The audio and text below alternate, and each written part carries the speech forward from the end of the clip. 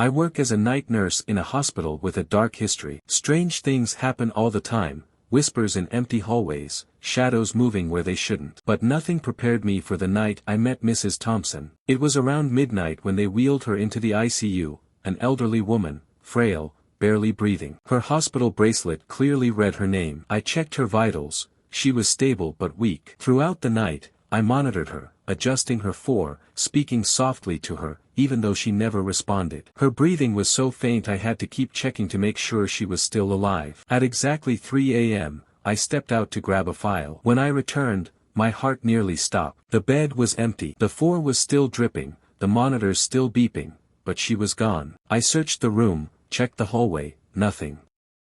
I called security. They combed the entire floor. No one had seen an elderly woman leave. The cameras, completely blank at the time of her disappearance. That's when an older doctor overheard and went pale. His voice shook as he whispered, "Mrs. Thompson, she died in this room, 10 years ago. Every year, on this night, someone sees her. And every year, she vanishes by 3 a.m. I didn't believe it, until I checked the admission logs. There was no record of her arrival. No files. No paperwork. Her name wasn't on the patient list. But I had seen her. I had touched her. Before leaving my shift, I went back to the room, hoping for answers. The sheets were still slightly wrinkled from where she had lain. And then, I felt it. A sudden, icy grip on my wrist.